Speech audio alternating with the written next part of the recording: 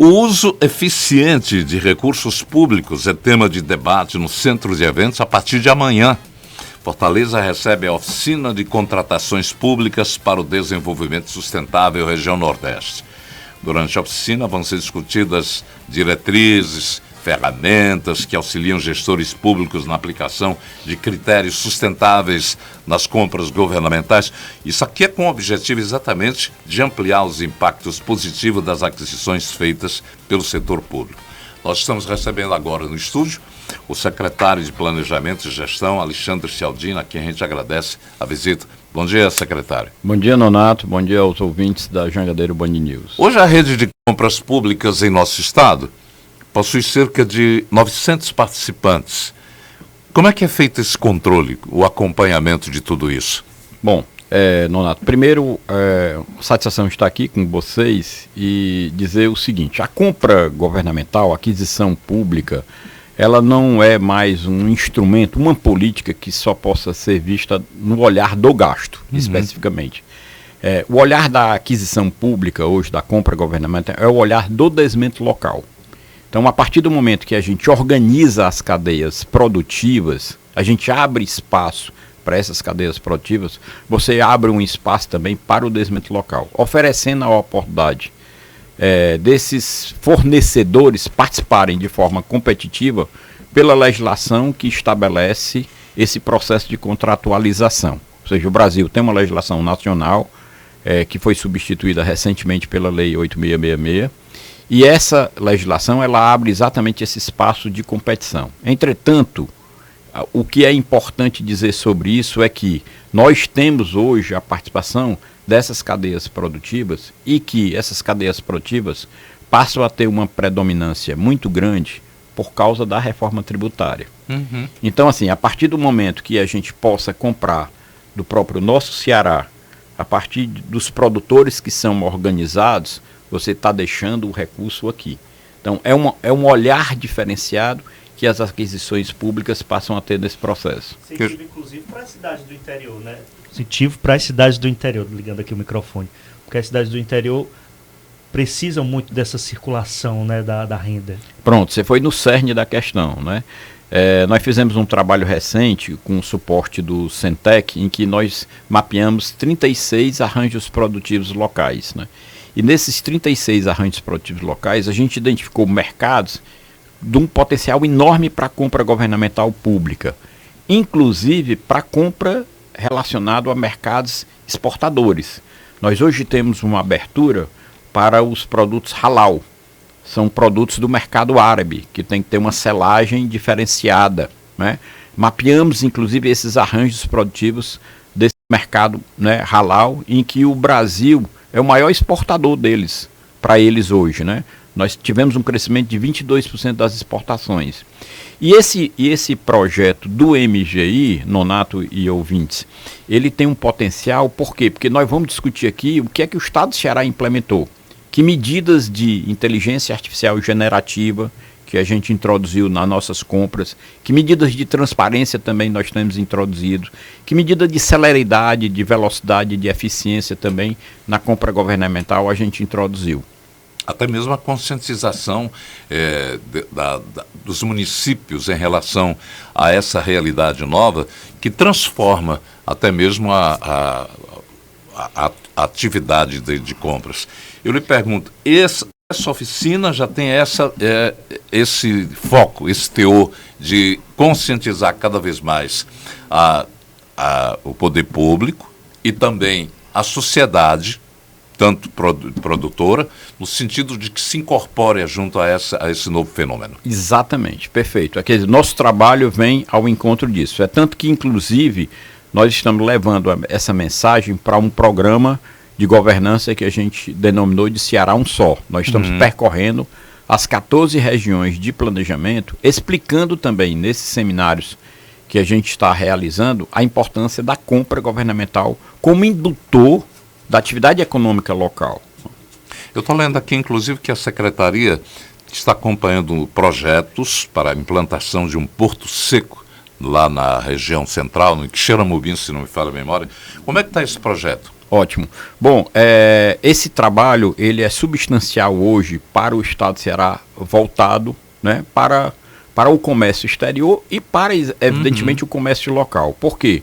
Porque nós vamos ter o suporte, Nonato, ali da Transnordestina, que trará grãos, principalmente do Vale do Gurgueia, no sul do Piauí. Né? Nós teremos o transporte de soja. E teremos a oportunidade de transitar, voltando para a Transnordestina, com produtos produzidos no estado do Ceará.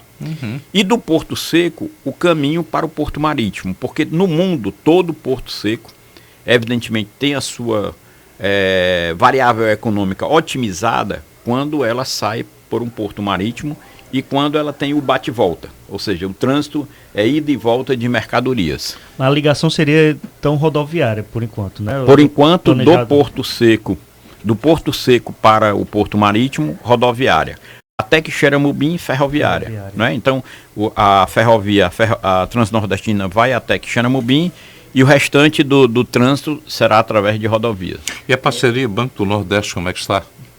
Bom, com o BNB, excelente. O BNB tem participado conosco desses eventos com os 14 regiões de planejamento. Tivemos, inclusive, ontem, por coincidência, uma reunião com a superintendente do banco, né, que tem apoiado iniciativas sequenciais ao programa de governança interfederativa Ceará Um Só.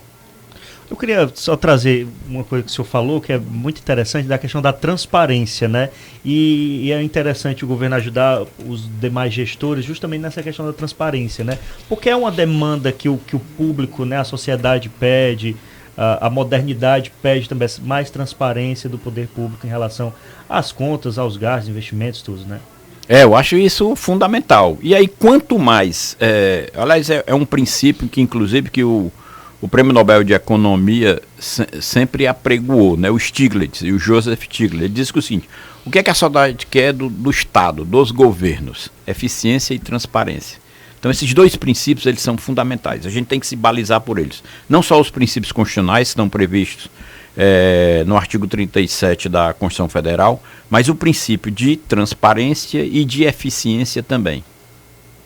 Eu pergunto também quais são os principais desafios que são enfrentados por quem rege as compras públicas. O desafio, Nonato, eu acho é o que a gente tem que ampliar o processo concorrencial. Esse é um grande desafio. Quando a gente sempre tem poucos fornecedores ou a gente não consegue abrir o leque, a gente não... Aí a gente traz para o dia a dia, né? Para as nossas casas, para as nossas residências, né? Quanto mais oportunidade a gente tem de comparar, de ter produtos competitivos, melhor para o consumidor. O consumidor, como o Estado também, tem que fazer valer a sua soberania. Né? Nós, enquanto consumidores, nós é que temos que decidir o que é que a gente quer comprar. E um dos grandes desafios, Nonato, que eu acho que isso aí é emblemático na administração pública, mas também nós estamos ultrapassando, é que a gente precisa comprar não pelo menor preço, mas pelo melhor preço. Certo? Esse é um grande desafio. Certo? Muitas vezes, se a gente se apega a um determinado detalhe, colocar lá só o menor preço para um produto e não qualificar esse produto, a gente pode estar comprando muito mais caro.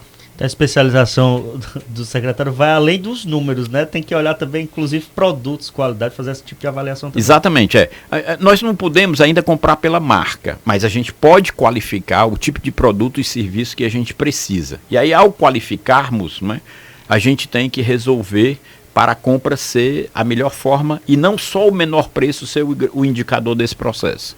Secretário, o senhor está lançando um livro que fala exatamente sobre a arrecadação tributária do país. Qual é a análise que é feita nessa obra? Bom, esse livro está sendo lançado em Brasília, né? Em princípio, a gente está lançando lá. Foi um livro que foi nos solicitado pelo Consenfaz, o Conselho de Secretários de Fazenda. É uma análise, Nonato, muito interessante, muito abrangente. A gente pegou uma coletânea de dados de 2000 a 2022, né, de 126 países, e a gente fez uma correlação e causalidade entre os efeitos da tributação, de gastos, do índice de desenvolvimento humano e do PIB per capita desses países, né?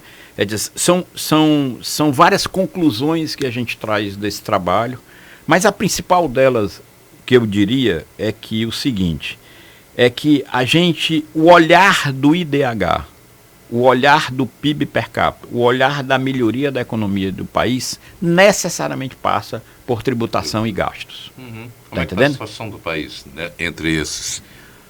Ponto. O Brasil, com essa reforma tributária que foi aprovada, esse ano, inclusive, por isso da nossa caravana nos municípios, esse ano é basilar para os municípios e para o próprio estado do Ceará, para que os municípios organizem o seu cadastro fiscal, porque a gente começa a viger a reforma em 2026. Então, em 2026 já começamos a fazer os primeiros testes com o IBS, e eu acredito muito nesse processo. Não foi a reforma do meu sonho e de muitos especialistas, mas foi o que foi possível dentro da democracia representativa brasileira, né? Eu acredito muito nesse processo porque a gente está indo ao encontro de 135 países que implementaram o Imposto sobre Valor Adicionado, o IVA, né, que terá o nome no Brasil de IBS, Imposto sobre Bens e Serviços. Então, acho que a gente vai evoluir, a gente vai reduzir custos operacionais das empresas, a gente vai simplificar o processo, a gente vai tornar mais célere a arrecadação, a gente vai conseguir ampliar bases tributárias, e ampliando base tributária, você acaba reduzindo cargas tributárias em determinados tributos. Inclusive em relação à arrecadação, né? Para outra ponta, né, para o município, né, o senhor acredita que melhora? Porque o município, né, o prefeito, é sempre o que mais, digamos aqui, entre aspas, sofre com essa questão da arrecadação, né? Às vezes necessita de repasse para complementar a renda lá do município. Com essa reforma, tem como melhorar? Tira um pouco mais a arrecadação das mãos, por exemplo, do governo federal, dos estados, para os prefeitos? Ótima pergunta. Eu acho que aí você me abre um gancho para eu falar novamente em cadastro. Os municípios que quiserem ter o melhor rendimento da reforma precisam melhorar o seu cadastro. O cadastro multifinalitário, um cadastro que ele possa dialogar com pessoas físicas, pessoas jurídicas do município, possa estimular a compra governamental local, certo? Ou seja, estimular os produtores locais a participarem dos processos de concorrência. Então, os estudos que têm sido feitos pelo IPEA, e aí pode-se entrar no portal do IPEA e procurar, os estudos que têm sido feitos pelo Banco Mundial, pela OCDE, todos eles comprovam que a implementação da reforma tributária no âmbito do Brasil favorece a mais de 92% dos municípios. Esses 8% restantes precisam fazer o dever de casa, para que possam reestruturar as suas economias locais e poder participar do processo de melhoria da receita tributária. Então a gente deseja sorte, boa sorte, sucesso nesse encontro de estratégia nacional de contratações públicas, que é um assunto realmente merecedor da atenção, não apenas do setor público, principalmente da parte que também pode participar, que é do setor privado. Obrigado, produtores, Mano. principalmente, né? Obrigado e obrigado a vocês pela oportunidade. Um abraço, sucesso. Agora são 10h20.